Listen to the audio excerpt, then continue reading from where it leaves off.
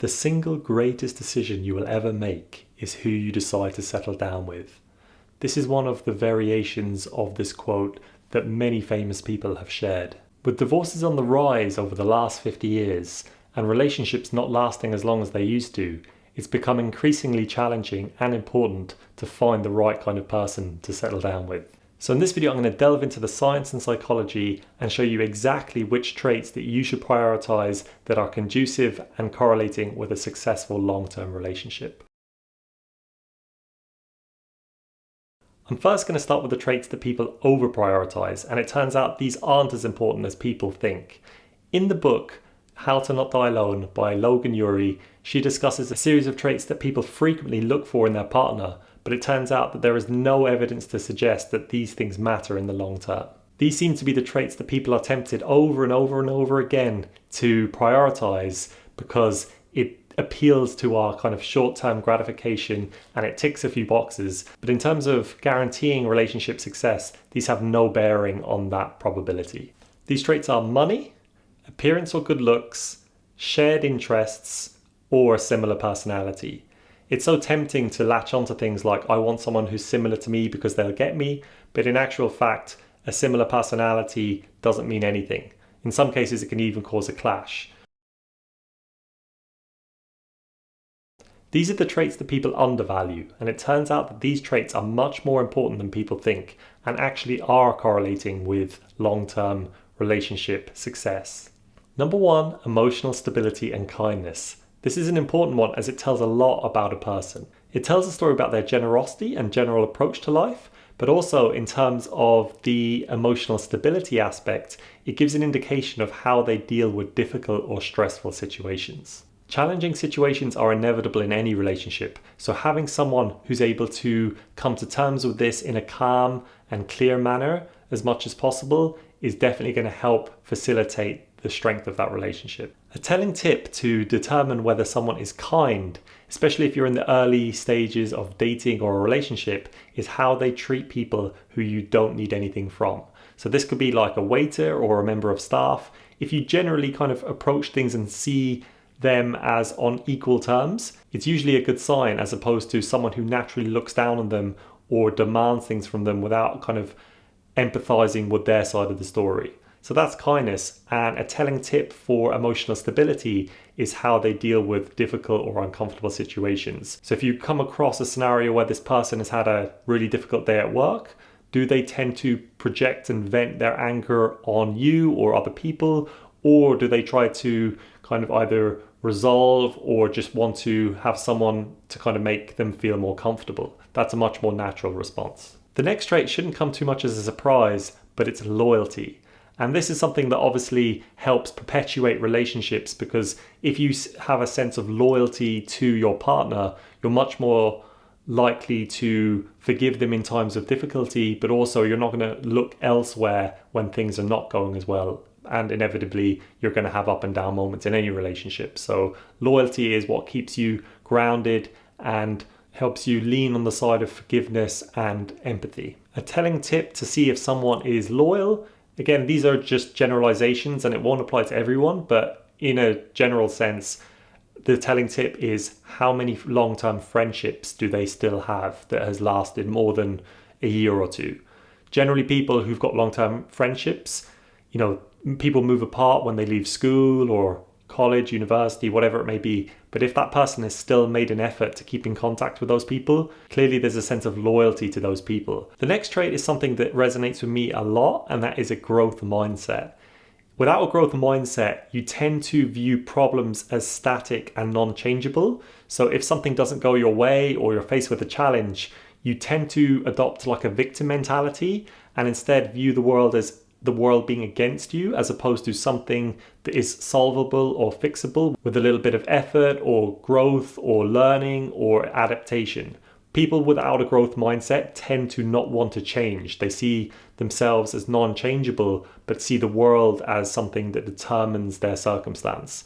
Whereas someone with a growth mindset, when things don't go their way, they see it as an opportunity to learn, develop, and hopefully that leads to them bettering themselves, and in the case of a relationship, the relationship strengthening over time. It's such a pivotal trait in a relationship because I can absolutely guarantee that there will be arguments and disagreements over the many months, years, or whatever it may be that the relationship lasts. So someone with a growth mindset sees those challenges as an opportunity to learn and strengthen the relationship and adapt in a way that can get the best out of scenarios. People with a growth mindset are motivated by challenges and they see them as an opportunity to learn something new or rise to the occasion. And then they see failure as an opportunity to stretch and develop their skills or abilities. Someone without a growth mindset tends to hold their hands up in defeat and are defeated from the get-go. The next trait is probably the most underrated trait, and that is the skills to fight well. When we hear like fight well, we think, wait, shouldn't a relationship not have any fighting? Should we not avoid all conflict at all costs? But actually, it's shown that healthy relationships consist of the right doses and the right style of disagreeing and communication. Going into a state of avoidance tends to only bottle up issues on an individual level, but in a relationship, without that communication, things will just eventually build up to the point where they crack and crumble, and usually it can get to a point where it's too late to actually salvage the relationship. But proactive communication when your partner is doing something that generally irks you is a much better strategy, because most people are very capable of making small changes that are necessary, but it's much harder when all of these changes come out all at once due to the person not raising them at the time. The last part of this video is something that isn't really discussed very often, but actually has a massive effect on your relationship. And that is the style of romance or the style of love that your relationship possesses. Roughly speaking, there are two types of romantic or loving styles. And the first one is called Eros. Eros is the very passionate and intense form of love where people get very much caught up in the feelings and the spark and the chemistry of a scenario. At the start, this feels great. You get a kind of constant feeling of positivity and excitement about the other person. You want to spend as much time as you can with them. And even when you're away from them, most of your thoughts tend to be around when you can see that person next. Like I said, it's a very exciting kind of phase. But the problem with Eros love is that over time, this starts to become more and more volatile.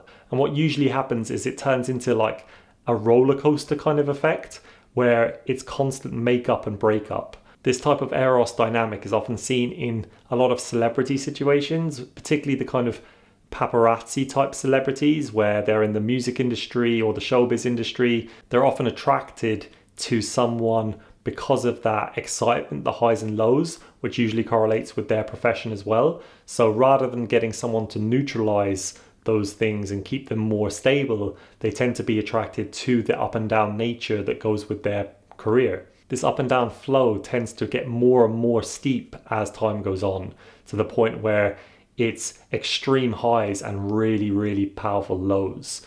And obviously in the kind of modern world, you don't want to have a scenario where, you know, every day is unpredictable. Even though it can be exciting when you get the really kind of powerful highs, it's also very stressful and unpredictable because you don't know which day you're going to get those and which day you're not. So in general, a more stable form of relationship tends to correlate with more success over the long term. And that is the other form of romance or love. There are many different terms that people have used to label this type of dynamic. Some people call it unconditional love. Some people call it agape. Some people call it philia. It's kind of a blend of all these things. But in reality, I think of it as conscious romance or conscious love. And what that is even though things might not be going well at a particular time, or your partner does something that you don't tend to enjoy or don't tend to appreciate, having made the commitment that you're going to love or care for this person regardless of external circumstances is definitely something that adds stability to the mix. So I'm not advocating that you put your hand into a hat, pull out a name and just say, okay, that's it. I'm going to love this person and care for this person, and I don't care what happens. The whole point of this intentional or conscious form of love is that once you've come to terms with the kind of traits that you desire, what's important to you, and what is healthy and beneficial to you, and you find someone who roughly fits that template, you're going to look beyond their flaws because this person resembles the things that are generally important to you. So even though this person may occasionally do something that you don't like, it's because the important stuff is there that you're willing to overlook it. And that's why it's unconditional or intentional love. The stuff that I've just spoke about has made a massive difference to me personally. Ever since I've come to terms with the traits that are much more healthy and much more correlating with success, along with my own individual personal preferences, I've been able to identify people who I've dated, whether they have them or don't have them, and it's helped me form a much more stable and optimistic outlook on dating and relationships. I hope you enjoyed the video. If you have any questions or comments, feel free to reach out. But for this one, that'll be all, and I will see you in the next one.